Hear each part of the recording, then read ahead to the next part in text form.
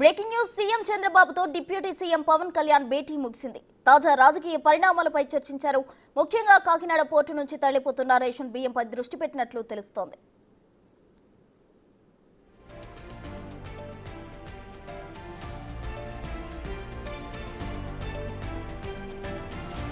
మరోవైపు కాకినాడ పోర్టుకు స్పెషల్ ఆఫీసర్గా ఐపీఎస్ అధికారిని నియమించాలని కేబినెట్ సబ్ కమిటీ నిర్ణయం తీసుకుంది.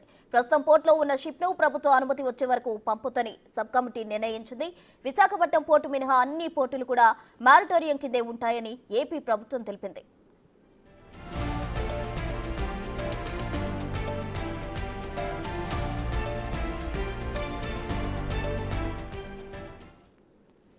సీఎం డిప్యూటీ సీఎం మధ్య భేటీ ముగిసింది. దీనికి సంబంధించి పూర్తి వివరాలు మా ప్రతినిధి శివ అమరావతి నుండి అందించేందుకు సిద్ధంగా ఉన్నారు. శివ, చెప్పండి. అయితే ప్రస్తుతం అక్కడ పోర్టులో ఉన్న షిప్ అయితే ప్రభుత్వ అనుమతి వచ్చే వరకు పంపొద్దని సబ్ కమిటీ నిర్ణయించినట్లు తెలుస్తుంది. దానికి సంబంధించి పూర్తి వివరాలు ఏంటి శివ?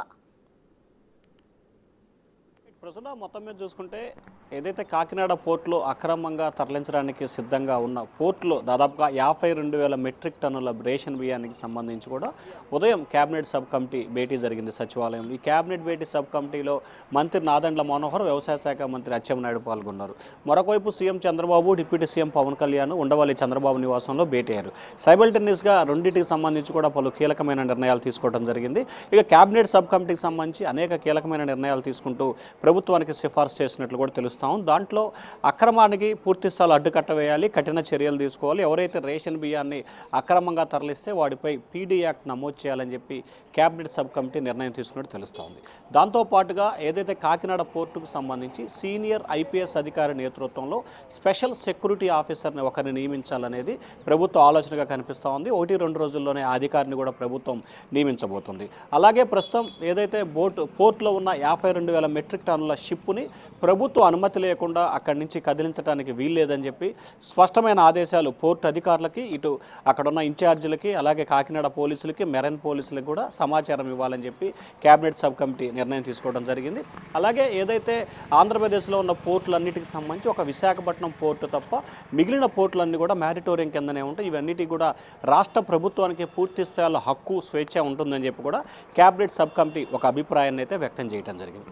సో దీనికి సంబంధించి పలు కీలకమైన నిర్ణయాలు తీసుకుంటూ కూడా సీఎస్కి రిఫర్ చేయబోతున్నారు. సీఎస్ దీన్ని చూసిన తర్వాత ముఖ్యమంత్రి దృష్టిలో పెట్టి ఇవాళ రేపట్లో ఆమోదం తెలిపే అవకాశాలు అయితే కనిపిస్తున్నాయి.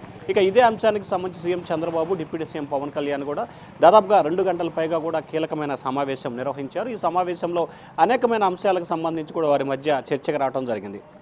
కాకినాడ పోర్టుకు సంబంధించి అక్రమంగా రేషన్ బియ్యం తరలిపోతూ ఉంది. గతంలో ప్రతిపక్షంలో ఉన్నప్పుడు పోరాటాలు చేశాం, దానికి సంబంధించి ఆందోళన చేశాం. ఇప్పుడు అధికారంలోకి వచ్చిన తర్వాత 6 నెలలు గడుస్తున్నా ఇంకా అక్కడ పోర్టు నుంచి అక్రమంగా రేషన్ బియ్యం తరలిపోతుంది. దీన్ని పూర్తి స్థాయిలో అడ్డుకట్ట వేయాల్సిన అవసరం ఉంది.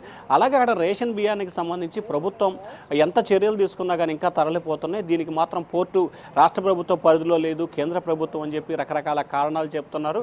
అధికారులు ఎవరు కూడా సహకరించే పరిస్థితి కనిపించట్లేదు. దీనిపై కేంద్ర ప్రభుత్వంతో మాట్లాడి కఠినమైన చర్యలు తీసుకోవాలి, కఠినంగా వ్యవహరించాలని చెప్పి వీరు ఒక నిర్ణయం తీసుకున్నట్టు తెలుస్తాం. దీనికి సంబంధించి కూడా ఇవాళ రేపట్లో కేంద్ర హోంశాఖ మంత్రి అమిత్ షాకి ఒక లేఖ రాయాలని చెప్పి కూడా వీరిద్దరూ నిర్ణయం తీసుకున్నారు.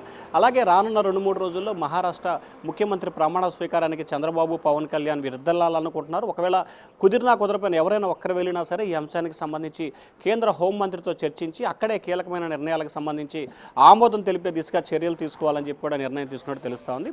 సో ఓవరాల్గా కాకినాడ పోర్టుకు సంబంధించి అక్రమంగా 1,000 మెట్రిక్ టన్నుల రేషన్ బియ్యం తరలింపుపై అటు కేబినెట్ సబ్ కమిటీ, ఇటు ముఖ్యమంత్రి, ఉప ముఖ్యమంత్రి కూడా కీలకమైన సమావేశం నిర్వహించారు. అనేక కీలకమైన నిర్ణయాలు కూడా తీసుకున్నట్టు తెలుస్తాం. దీనికి సంబంధించి కూడా 1-2 రోజుల్లోనే పూర్తి స్థాయిలో బ్రేక్ పడే అవకాశాలు అయితే స్పష్టంగా కనిపిస్తూ ఉన్నాయి. ప్రస్తుతం శివ, అయితే రాజ్యసభ ఎంపీకి సంబంధించి ఏమైనా డిస్కస్ చేయడం జరిగిందా?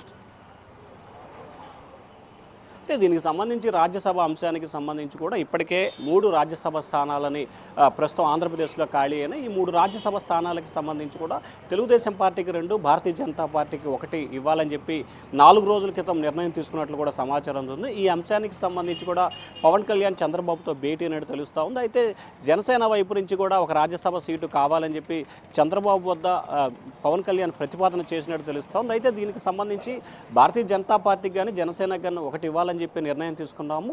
అలాగే బీజేపీ పెద్దలతో మీతో కూర్చొని మాట్లాడుకొని ఒక నిర్ణయం తీసుకుందాం అని చెప్పి పవన్ కళ్యాణ్కి అయితే చంద్రబాబు చెప్పినట్లు తెలుస్తూ ఉంది. అయితే మనకి అందుతున్న సమాచారం ప్రకారం భారతీయ జనతా పార్టీకి 1, టీడీపీకి 2 రాజ్యసభ స్థానాలు ఇచ్చే అవకాశాలు కనిపిస్తున్నాయి. అది కూడా 6-7 తేదీల్లో ఢిల్లీ పెద్దలతో మాట్లాడి అధికారంగా ప్రకటన చేసే అవకాశాలు అయితే కనిపిస్తున్నాయి. ఎందుకంటే ఈ నెల 10వ తేదీ వరకు రాజ్యసభకు సంబంధించి నామినేషన్లు వేసేందుకు గడువు ఉన్న నేపథ్యంలో ఖచ్చితంగా రానున్న 2-3 రోజుల్లోని ఈ అంశానికి సంబంధించి కూటమి నేతలు ఒక కీలకమైన నిర్ణయం తీసుకునే అవకాశాలు అయితే స్పష్టంగా కనిపిస్తున్నాయి. పూర్తి స్థాయిలో 2 గంటల పైగా కొనసాగిన చర్చలు పూర్తి స్థాయిలో కూడా ఒక మంచి వాతావరణంలో కొనసాగినట్లు కూడా టీడీపీ నేతలు అయితే ఘంటాపథంగా చెప్తా ఉన్నారు. Prasuna. Right Shiva, thank you.